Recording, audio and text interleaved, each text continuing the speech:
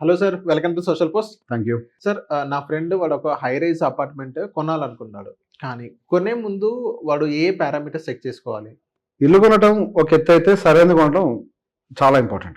So బేసిక్గా apartments కొంటున్నామని అంటేనే మనకి యూజువల్లీ కొద్దిగా కాంక్రీట్కి ఎక్కువ ఖర్చు పెడుతున్నామని, కాకపోతే ఫీజిబిలిటీలో మనకు అపార్ట్మెంట్స్ అనేది ఈ జనరేషన్కి ప్రైస్ పరంగా అవ్వచ్చు.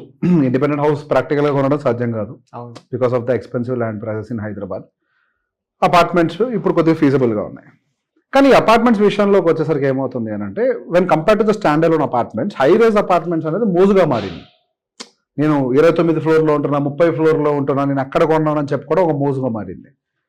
పోనీ ఓకే సర్లే, ఇక్కడ అంటే ఆ భూమి మీద 5 ఫ్లోర్లు వేసాడు, వాడు 30 ఫ్లోర్లు వేసాడు, 30 ఫ్లోర్లు వేసినందుకు అంత తక్కువ రేట్ ఇస్తారంటే ఎక్కువ రేటే ఉంటుంది. సరే, కన్స్ట్రక్షన్ కాస్ట్ ఇట్ వేరీస్. కానీ నా లాజిక్ ఏంటంటే, నీకు భూమి రాదు అక్కడేమి. అన్డివైడెడ్ ల్యాండ్ షేర్ అనేది ఒకటి ఉంటుంది కదా. When it comes to 2 BHK in a stand alone apartment, you will get up to 40 to 45 depending upon the area. వాళ్ళు ఎంత సెట్ బ్యాక్ ఇచ్చారు వీటి మీద. 3 BHK అయితే 60 square yards వరకు ల్యాండ్ వాల్యూ వస్తుంది. Let's assume if you are buying a 3 BHK లేదా 2 BHK అనుకుందాం. 2 BHK ఒక 1,10,00,000, 1,20,00,000 ఉందని అనుకుందాం. 1,10,00,000 అప్రాక్సిమేట్గా ఉందనుకుంటే, హై రైజ్ కాదు, నార్మల్ స్టాండ్ అలోన్ అపార్ట్మెంట్లో 1,10,00,000, 1,20,00,000 standard house, stand alone normal అపార్ట్మెంట్లో. 1,20,00,000 అంటే 45 గజాలని మీకు ల్యాండ్ షేర్ వస్తుంది. గజం రేట్ 1,00,000 వేసుకోండి. అప్రాక్సిమేట్గా 45 లక్షలు ల్యాండ్ రేట్, మిగతాది కన్స్ట్రక్షన్ కాస్ట్. ఓకే, అంటే హియర్ అందర్ 40 to 50% మధ్యలో నీకు ల్యాండ్ షేర్ ఉంది. Okay, when it comes to high rise, నువ్వు సేమ్ SFT ఉన్న బిల్డింగ్ కొనాలి హై రైజ్లో అంటే it will cost 1.5 to 1.6 crore also. Okay, 1.5 crore నీకు ల్యాండ్ షేర్ ఎంత వస్తుంది అని అంటే 18 గజాలు కూడా రాదు. 18 కూడా రాదు, అన్ని కోట్లు పెట్టి. ఓకే, అంటే నీకు 18 లక్షలు 15 లక్షలు కూడా నీకు ల్యాండ్ వాల్యూ ఉండదు. That is the real problem. అంటే నీ రియల్ ఎస్టేట్ ఎంత? 1,50,00,000లో 18 లక్షలు. 18 లక్షలు. స్టాండ్ అలోన్ అపార్ట్మెంట్లో 45 లక్షలు. సో నీకు ఇక్కడ అపార్ట్మెంట్ కొన్న తర్వాత it's life time commitment. Life style కింద నేను దాన్ని కొనుక్కుంటాను, ఎంజాయ్ చేస్తానంటే ఐ డోంట్ సే నో. నీకు కావాల్సినంత ఉంది బ్యాక్ ఎండ్, ఇది నాకు జస్ట్ నేను అనుభవించడానికి అంటే you buy it, there is no discussion. కానీ నేను కష్టపడేది ఇది కూడా కనీసం దాని విలువను కోల్పోకుండా నన్ను కాపాడే విధంగా ఉంటే మంచిది అని అనుకుంటే go with stand alone apartment. ఎందుకు? Undivided land share. అపార్ట్మెంట్ పెరగడానికి ఒక థియరీ ఉంటుంది, రేట్ పెరగడానికి. అపార్ట్మెంట్ రేట్ పెరుగుద్ది అంటారు కదా, జస్ట్ అట్లా గాలి వస్తే కొట్టుకుంటూ పోదు కదా రేట్ పైకి. ఒక థియరీ ఉండాలి కదా.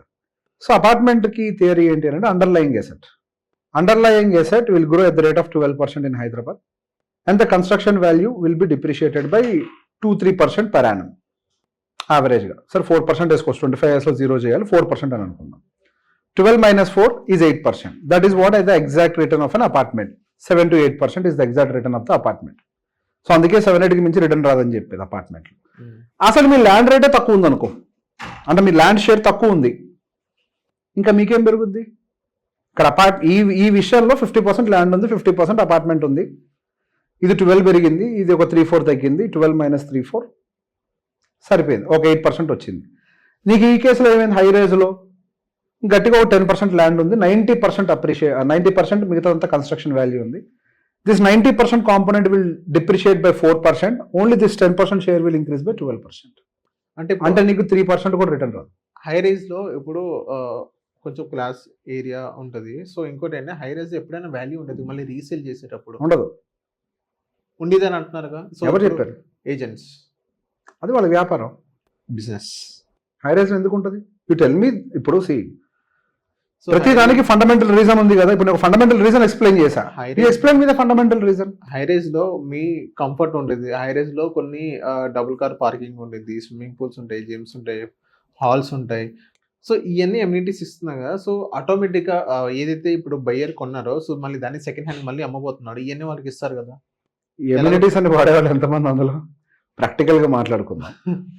ఒక గేటెడ్ కమ్యూనిటీలో 1000 ఫ్యామిలీలు ఉంటాయి అనుకుంటే, the club house can hardly accommodate 200 people or 300 people. అంతే, రైట్? 1000 ఫ్యామిలీస్ ఉంటే, I'm talking about families. Even those people no దీన్ని ఎవరు వాడు, దీని రోజు తుడిసి జాగ్రత్తగా నీటికి పెట్టడమే మెయింటెనెన్స్. అంతే, వాడేవాళ్ళు తక్కువ. ఈ పాయింట్ ఇక్కడ నేను ఫస్ట్ అదే చెప్పా, నువ్వు అనుభవించడానికి అయితే కొనుక్కొని కాదనట్లే. నీ దగ్గర కావాల్సినంత ఆస్తుంది, అనుభవించాలని డిసైడ్ అయ్యి అనుభవించు.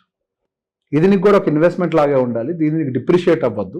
అని అనుకుంటే మాత్రం standard apartment is the best option. Okay. ఇప్పుడు ఒక మాట ఇంకో రకంగా చెప్తా, ఏది ప్రీమియం, హై రైజ్ ప్రీమియమా లేకపోతే స్టాండర్డ్ లోన్ ప్రీమియమా అంటే నా మాట గుర్తుపెట్టుకోండి, standalone will become premium. High rise కూడా ప్రీమియమే అవుతుంది. హై రైజ్ ని ప్రీమియం చేసి అమ్ముతున్నారు, అది ప్రీమియం కాదు. భూమి ఎవరి దగ్గర ఎక్కువ ఉంటే వాడు ప్రీమియం అవుతాడు. భూమి ఎవరి దగ్గర ఎక్కువ ఉంటది, భూమి స్టాండర్డ్ ఎవరి దగ్గర ఎక్కువ ఉంటుంది, ఆ share undivided land share high rise ఎవరి దగ్గర ఎక్కువ ఉంటుందా?